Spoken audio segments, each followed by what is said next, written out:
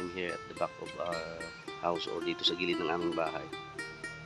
Mayroon tayong isang project na gusto kong gawin before ako pumunta sa shelter ng ating mga kambing at sa lupa. Di ba pang mga alaga ko para magpakain. So, ang gawin ko mga kapatid, magtanim ako ng luya dito sa gilid ng aming bahay kasi naubos na yung luya namin. So, magtanim ako ulit para mayroon na naman tayong stock. So, ibang klaseng pagtanim ang ating gagawin ngayon mga kapatid. So, sundan nyo na lang kung ano yung gawin ko dito. So, tara, gawin.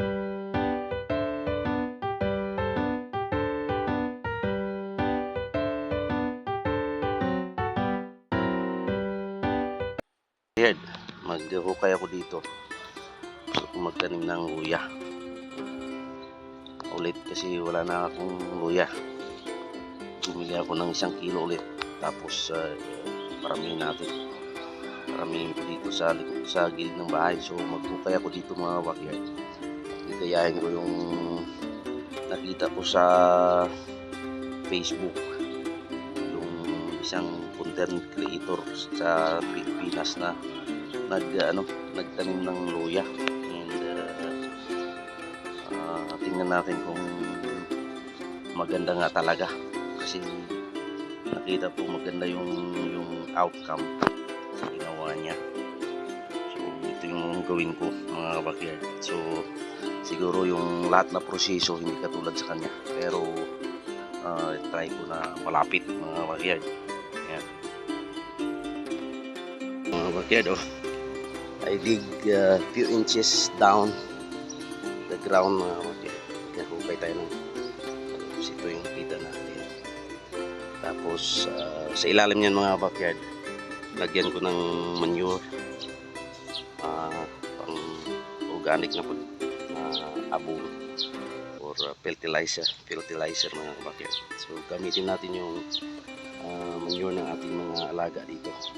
So yung gamitin ko dito mga backyard, yung galing sa aso kasi marami akong maipon. So ilagay ko muna sa baba, sa pinaka ilalim, tapos tambakan natin ng lupa. Ang ganda din ng lupa dito kasi mga kapatid. So, tara, tuwain natin muna mga weirdo. Natin ko na ng manure ng ating aso sa baba, tapos lagyan ko ng lupa. Itong lupa ni Pigay, lagay ko yung hinukay natin kanina kasi maganda dito at mataba din itong lupa na dito, kaya mas sigurado kung maganda yung tubo ng ating tatanim.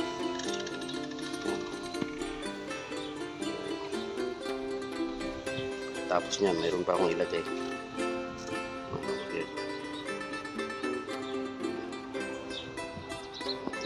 yung ating kamuti dito, malago. Ito yung ating gabi.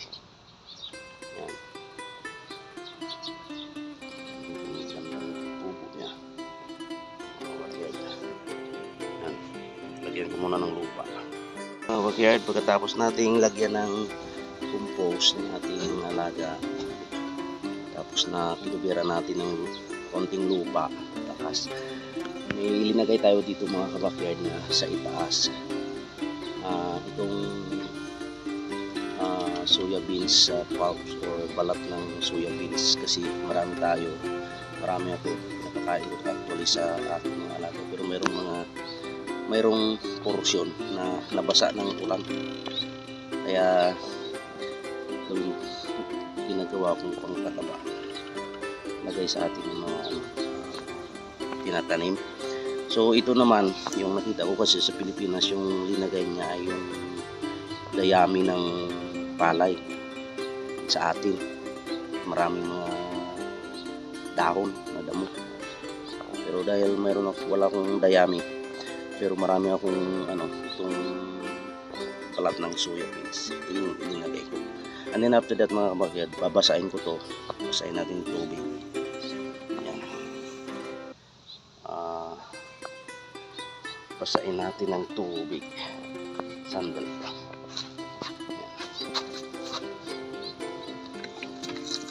Ayan. Basain natin ng tubig. Mga kabakyard, yan. Hindi umulan ngayon mga kabakyard. Mga tatlong araw na ngayon, hindi ko alam mamayang hapon kung may ulan. So, basahin natin ang tubig. Bago ko ilagay yung binhi ng aking tanim na luya. Before I'm going to put the finger that I'm going to be planted. Yan. So, basahin natin ang tubig.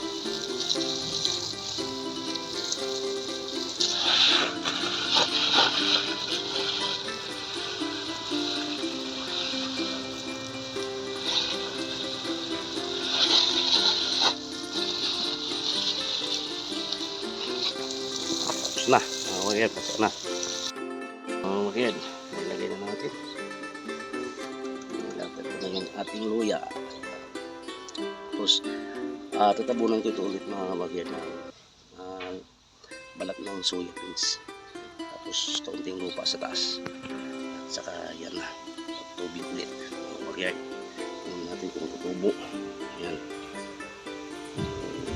Yan mga kabakyan.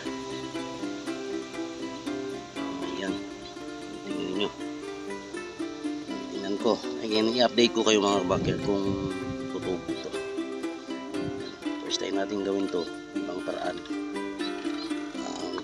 Tingnan natin kung mas maganda ito sa dati natin ginagawa.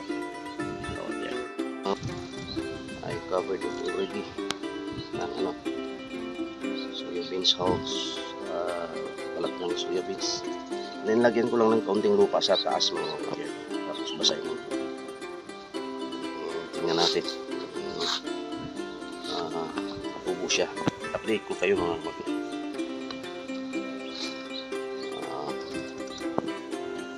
Tanim pa ako ng maraming luya kasi mahal din dito yung luya sa amin, kilo, especially kapag hindi season. So this year hindi kami masyadong nakabili dahil marami akong tanim. Hindi na lang naiwan, kaya tanim tayo ulit. Okay. Yan, tubunan ko muna ng lupa. Yan mga bagay, tapos na.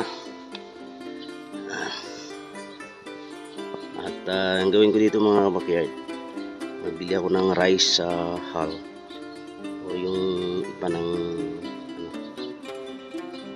palay, chops, and sunugin ko mga backyard.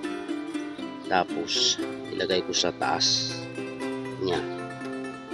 Yan, para mas mataba. Yan, instead of lupa, para hindi tayo mahirapan mag-harvest. So actually yung lupa na ilinagay ko, kaunti lang to, sobrang nipis para lang. Pero yung pinakamarami ay yung balat ng soya beans, at lagyan ko sa taas pa ng rice hull na sinunog. Sunog ko ng rice hull, tapos lagay ko sa taas. Yan gawin natin pangpataba.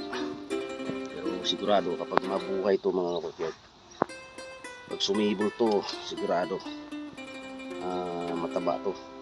Malaki yung laman mga bagay. So tapos na. Maraming salamat mga bagay sa inyong support, sa inyong mga accomplishment yung gawa ko dito sa ating backyard. So bago tayo punta dun sa shelter ng ating mga alagang kambing at iba pa mga livestock animals na doon para magpakain sa kanila, maglinis. Yan. So maraming salamat. And kung hindi pa kayo nakasubscribe mga kabakyan sa aking YouTube channel, please do subscribe and don't forget to click the notification bell so that you will be updated sa ating next upload. Like and share na rin mga kabakyan. God bless.